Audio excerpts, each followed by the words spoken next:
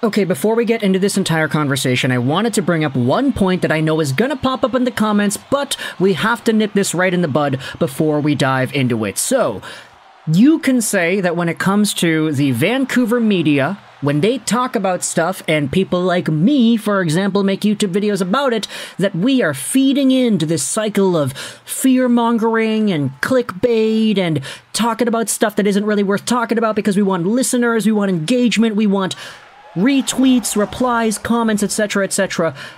Look, this is the sentiment that I think makes the most sense within the context of Vancouver and the Vancouver Canucks fans.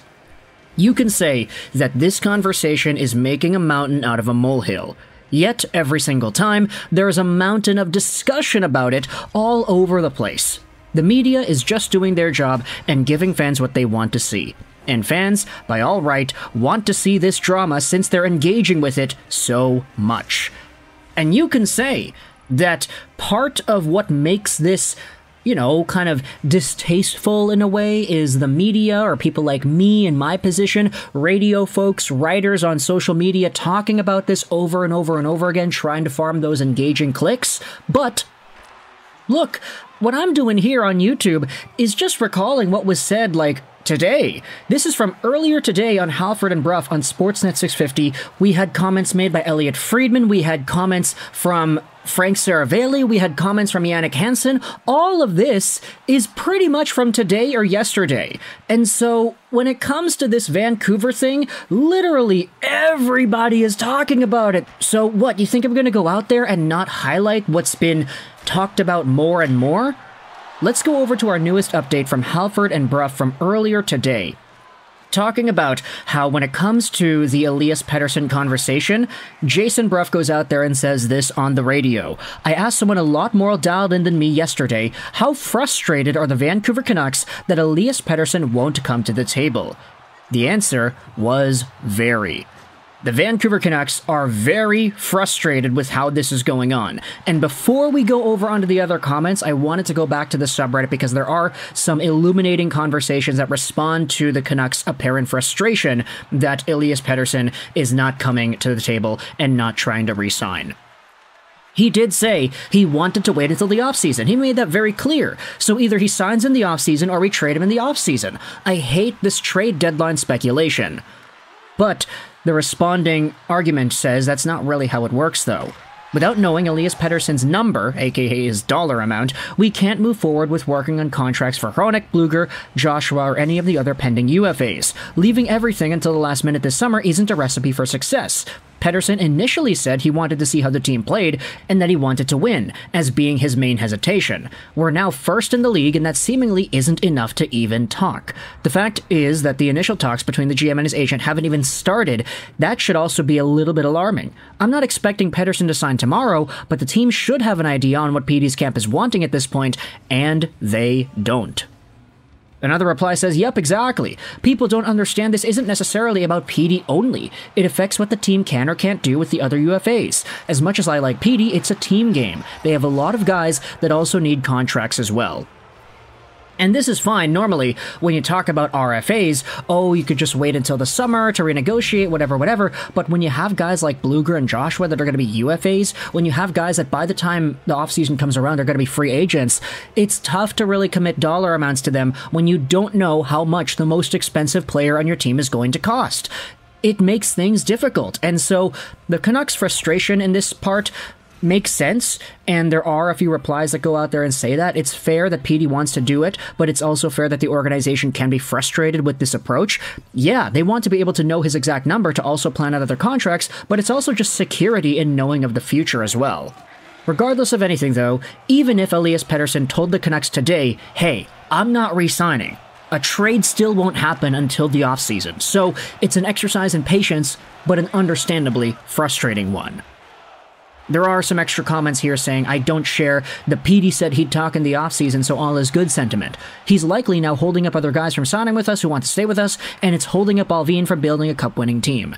Pettersson said he wanted to wait and see how the team plays. Well, we're number one, so what's the holdup then? And then you could debate that the holdup is that he didn't expect the team to do this well, so he just used that as an excuse to try to maximize his value, which we did talk about in yesterday's video, how Pettersson could be going the Austin Matthews route, wanting to sign shorter deals so he can keep on maximizing his value over and over again as the cap goes up, not committing himself to a long-term 8-year contract that would potentially be seen as a steal of a contract for the Canucks in 3, 4, 5 years. To be fair, though, you could also say that he's been trying to wait until he gets back-to-back 100-point seasons. This would increase his value in the market. And then the reply, kind of cynical, says, yeah, okay, so here's $12.125 million per year rather than 12 because he got 100 points. What does that mean? Not even. His pace is not likely to change dramatically in 20 games. It won't affect the number because he's already projected to be at 100 points or close. It's actually a bad gamble for Petey purely on numbers because an injury is much more likely to occur, which would negatively affect his contract extension than anything that could possibly positively affect it. And then another reply says, honestly, I just don't think Elias Pettersson wants to be here. And when it comes to that idea, we did have ourselves Frank Saravelli go out there and talk about this earlier this morning as well. Says, I do think it's odd that Pettersson hasn't signed. This is not about money. By the way, I don't think the Canucks put a $12 million AAV by 8-year deal on the table. There's a lot of things that Vancouver has accomplished, but this entire thing is looming over them. And so, with Saravelli saying that it's not about the money, you kind of have to go out there and ask, okay, what is it about? Well, let's turn over to Jannik Hansen, because he made an appearance on Sportsnet earlier today, actually like an hour ago pretty much. He said that if he's not committing this summer, I'd trade him. His intention is not to stay. Furthermore to this idea, we had ourselves Friedman going out there and pretty much responding to the same idea that Bruff goes out there and talks about on the radio. I don't think the Vancouver Canucks are thrilled that Elias Pettersson is not signed, and this is news. They're very capable of handling the noise as well as anybody could. Jim Rutherford always wanted to be a GM in a Canadian market, and I think he loves this. I do think he enjoys it. I think he enjoys the passion. I think he enjoys somewhere where it really matters. I think he can handle this, but teams are calling them and saying, what's going on with the Pettersson signing?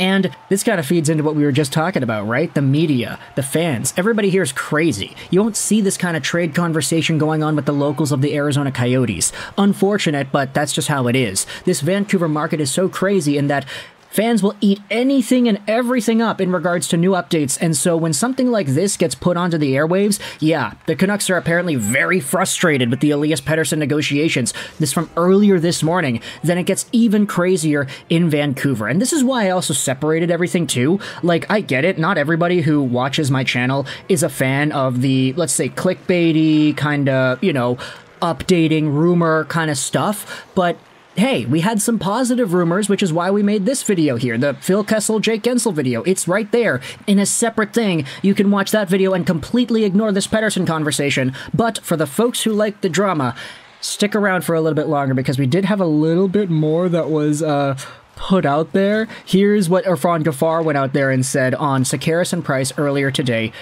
The Canucks did want an answer around the deadline from Elias Pettersson as to what he's going to do. The focus is to try and sign him. He's just a different dude. He really is. He's to himself. He's really quiet.